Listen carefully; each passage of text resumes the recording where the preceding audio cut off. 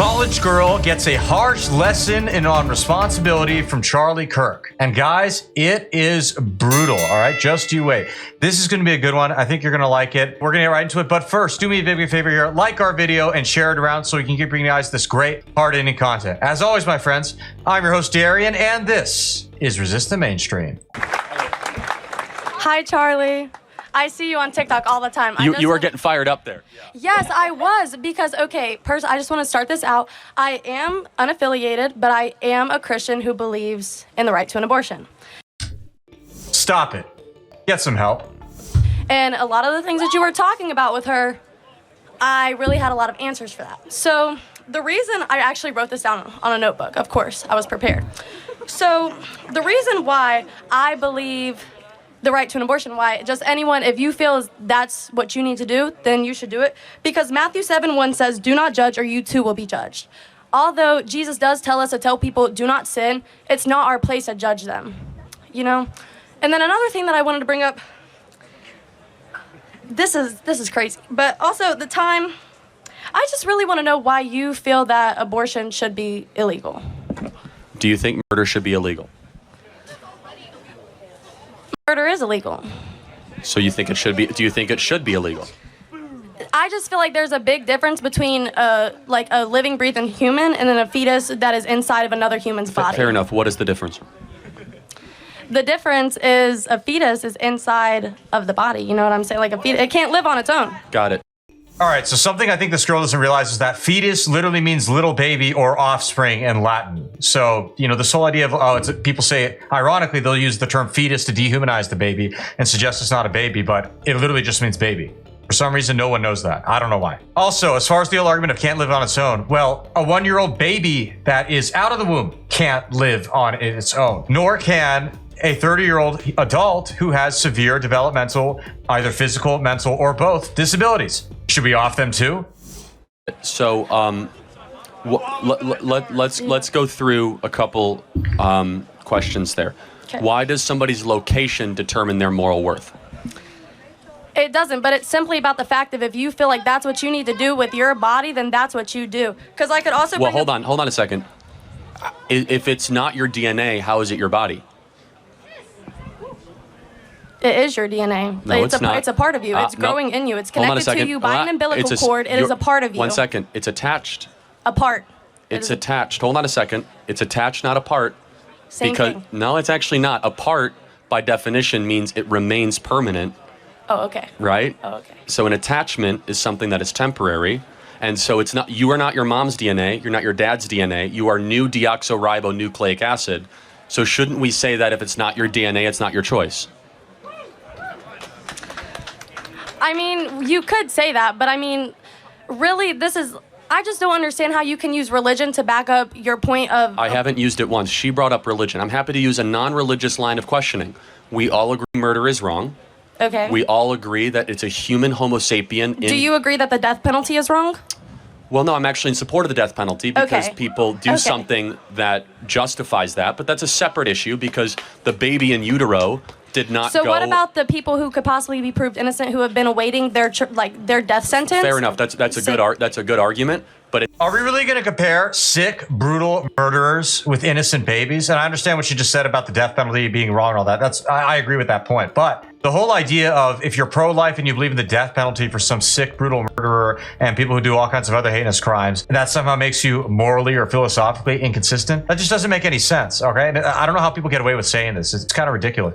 And actually, you know what is a little funny about this? You know, it's not to bag on Charlie or anything, but Charlie used to say he was against the death penalty, and one of the talking points he used back then was, I'm pro-life from womb to tomb. Obviously, he's not going to say that now because I think he realized that it doesn't make a lot of sense. Again, that's not to bag on Charlie. I appreciate that he is coming around, just as I have in my own life too, in terms of these political philosophies. And as far as the whole, oh, you're using religion argument, even though Charlie clearly wasn't, is she forgetting that we're a country that is quite literally founded on Christian values? Christianity is the moral underpinning of basically our Constitution itself. People don't really realize that, but it's true. it's separate, right? So there's been about 31 exonerations of post-humulist people that have been exonerated of the death penalty. We're talking about a baby that did nothing wrong except exist. Okay. In utero. And there's about 1.5 million of them that just get discarded every year. So we agree murder is wrong. We agree it's a homo sapien, meaning it's a human being. Therefore, murder is the forcible termination of a Homo sapien. Therefore, shouldn't abortion be wrong and illegal? I still feel like it really, like, okay, for example. But prove to me why. Said, you use an ABC logical equation, right? So tell me under what standard, therefore, very simple, right? You're in college, you guys do this all the time, right? Yep. I hope so. So use an ABC, right? Aristotelian logic, whatever you want to use. Use an ABC sequence for me. Not I feel. My reasoning why I believe that abortion should be legal is because of instances like rape and incest, but I already know that your belief on that because you've already stated that if your daughter were to be raped at 10 years old, you would make her give birth to the baby. Well, the baby would be delivered, and let me tell you why. And so, but first of all, let me try to find common ground. Okay. If I say we will make rape and incest abortions legal and get rid of all the other abortions, would you agree with that? Can you repeat that? I'm so sorry. If I say that we will allow abortions to continue for rape and incest life of the mother, but all other abortions should be illegal, which is 99.4% of the time, can we make those 99% of abortions illegal? Yeah, see, I don't believe that abortion should be used as a form of birth control. So 99% of the time it is. That's all that we're debating in the country right now. So Charlie Kirk's position is a very fringe minority. People are talking about still exceptions, so we should get rid of 99% of abortions. Yes, but at the same time... So you're actually not that pro-choice, actually. But I am, because I feel like there's no way to kind of divide the basis of like what abortion is being used as birth control and what abortion is being it's totally used. easy, actually. I mean, so you could tell through a DNA test if it's an incest baby. Mm-hmm. You could tell if it's rape because they have to file a police report. And you could tell life of the mother based on an OBGYN analysis. So okay, so then if it's that easy, then why have we not done that? Oh, because the American people don't support it. Because abortion is popularly supported as a form of birth control. That's why. So your position is actually a very rational one, and I respect you for it. 99% of all abortions are done just because people want the baby gone. Honestly, good on her. That is extremely rare. Very often people will kind of somewhat half agree to this, but then they'll start, talking out of both sides of their mouth and saying, for example, well, I'm personally pro-life, but I'm publicly pro-choice. Like, what the hell does that even mean? It's like, can you imagine if I just said, well, personally, I'm against stealing, but publicly, well, I'm pro-stealing. I mean, after all, who am I to judge somebody if he goes and loots somebody's house and takes all their life belongings? I'm personally against it, but I don't want to tell other people what to do with their hands. It's their hands, his body, his choice. He can go swipe something if he wants to. I mean, you see how dumb that sounds? And then you consider that we're talking about human life, which is an even more grave matter than stealing. So it speaks for itself. 99%. That's not Charlie Kirk's numbers. That's the Guttmacher Institute, which was funded by Planned Parenthood. Okay. So do you feel as though people who are victims of rape and incest, do you think that they should be able to get an abortion? So just so we can agree on the 99%, then I'm going to try to win you over on the other percent. Okay. Got it. So we're good on the 99? Get rid of those abortions? Yeah. Okay, cool. Somebody in this audience was conceived in rape. Can you tell me who? No. Nah. Why? I thought that they're less human. Those words never came out of my mouth. No, I know, but the insinuation of allowing rape for abortion is that they're not as human, therefore they should be murdered. No, that's not it's more about the mental toll that it would take on the mother to have that baby. I totally acknowledge the mental toll, but shouldn't the human being conceived in rape still get human rights? Yes, but it should be more up to the mother who has to carry the baby and who has to push it. Well, hold on, let's play that out. So even though the mom has to push it, do you still have a right to terminate somebody? Can you take away human rights if your life's going to get difficult to somebody else? If somebody else is making your life difficult, can you take away their human rights? No, but at the same time, that's where the question comes in that it should be up between the person, But why? By what standard is that doctor. okay? For example, if a single mom has 2 kids and all of a sudden she loses her job and one of the kids is super annoying and has a learning disability, should she be able to murder that kid because it's an inconvenience to her?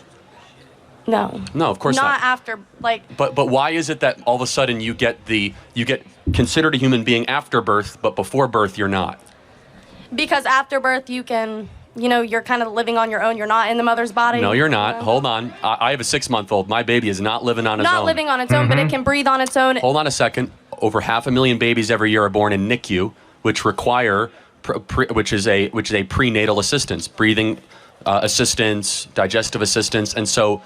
Are they not human because they can't have any viability? Make no mistake, Kirk's position right here is the only morally consistent one when it comes to abortion, all right? You're either pro-life all the way or you're not. It's absolutely true. And, something I've heard a lot is you have some of these supposed Republicans or, pro-choice people who will say, oh, I can't stand the pro-lifers who think that it should be allowed even in the cases of incest and rape. They are so extreme. They're so terrible. They're evil. Oh, blah, blah, blah. And it's just like, dude, get off your stupid made-up high horse. It's so obnoxious and annoying. You don't know what the hell you're talking about. And sometimes people just need to close their mouths more and listen a bit. And I know that's ironic because I'm talking right now. Trust me. The irony is not lost on me, but I used to be pro-choice back when I didn't know better, and I did learn from people who knew more than me. So I'm just saying. The point is that the standard doesn't apply, right? Let me ask you one more hypothetical, and it's a good question. Then I'll do a Christian one because you say you're a Christian on that. I have 2 ultrasounds. One ultrasound is a baby that was conceived in rape. The other ultrasound is a baby conceived in a loving relationship. Which one is which? There's no like that. There's like no I've difference, said multiple you're right. times, there's no difference in the physical appearance of it, but the complete difference is the mental toll that it would take on the mother and the person who has to carry the baby for 9 months. Hold on, let's be clear. There's a mental toll when you have an abortion too. So it's not as if it's a get out of jail card. No, I completely understand that. So it's a tough, difficult, horrible situation, but shouldn't we be that the worst outcome after an evil is to just murder the being? Yeah, why punish the baby for the crime of some guy that raped the mother? Why all of a sudden have 2 victims unnecessarily? Well, okay, let's say the mother who is raped births the baby. What if she hates the baby? Like, what if she just cannot care for the baby? Like, what if the baby comes out and she hates the baby because she got raped? Well, there are 2 million families right now waiting to adopt children. Okay. So put it up for adoption. There are 2 million loving families that can't find kids. I just find that very interesting because the adoption process is actually very difficult in America. It is difficult. We can make it easier, but again, the issue is that there is a demand of families that want the babies. Okay, and my last question that you had started to answer, but you didn't answer what you said you were going to, was why, if your daughter were to be impregnated by rape, why would you force her to have the baby? Well, first of all, because we don't murder in our family. Okay. Would you murder in your family? No, but at the same time, I've done a little bit of research, and I just wanted to let you know that the chance of a 10-year-old surviving giving birth, and her baby, the full question was if... is below 10%. So in reality, if you want your child to have a baby at 10 years old, you're not pro-birth, you're not pro-life, you're pro-birth. Okay, again, to be very clear, I said if there was no issue with the mother's health. And understand, this is an extreme, hyper-personal example that someone used, and I'm happy to own it, but let's just be clear. Why is that example getting people so fired up? Because it's easy to say that you can murder a baby if it's small and that it's just, quote-unquote, a clump of cells. No, I think that one instance got people so fired up because the age of your daughter and just because of the likelihood that she would survive and the baby would survive. No, my answer was that if there were no medical complications. So you don't even remember the full answer. People get why does the age matter? Tell me why all of a sudden the age of the carrier matters. It matters, and you get this emotional reaction and personal attack because, frankly, they don't actually have a good argument, so they got to resort to this kind of stuff. And it's really quite nasty. I don't think I can overstate that enough. When you say, oh, well, what if your daughter had this extremely disgusting and terrible crime after? Then what would you do? It's stupid. You're basically attacking the person rather than the argument itself, and it just shows that intellectually you're kind of a weakling. Because that improves the infant mortality rate. The older you are, the more likely you are to be able to carry a baby to term. No, I know, but the younger you are, the higher the infant and mother mortality rate goes. I said with no other medical issues though, but why? I'm curious though. Because with age comes medical issues with birth. I said with no other medical issues though, so you have to understand the preface there. I want to understand though, maybe you can help me understand why the women of America are so enthusiastic about the right to be able to kill preborn babies. What is help me understand. I think it's more of just the ability to be able to do what you feel is necessary for your body. I think that's right. It's narcissism. Oh. I think you're totally right. Oh. It is weaponized medical narcissism. I'm in charge of the world. No, I'm in charge of my body. Not in charge of the world, but of my body. Makes sense. So even though it's not your body and it's a different body in you, I'm the most important thing in the world. And that makes sense because you just connected the dots. We have the most narcissistic female generation in history, and abortion is the culmination in that. Thank you for connecting the dots. Thank you. Thank you. Oof. That was brutal, but hey, pure facts. Kirk is absolutely right, all right? There is a reason why you're gonna have about half of all women are gonna be single and childless in their 30s. Yeah, I'm not making that up. That's about to happen probably within the next 5 years. It's really terrifying, really sad, really terrible. And you know what? It's gonna harm both men and women alike. So, you know, prayers to God that we'll one day reverse this, because it is a really bad thing for our country. And that narcissism is a big part of it. With all that being said, I hope you guys enjoyed the video. What'd you think? Do you agree? Did you enjoy it? If so, hit that subscribe button down below, and we'll see you all again soon. Thank you, and God bless.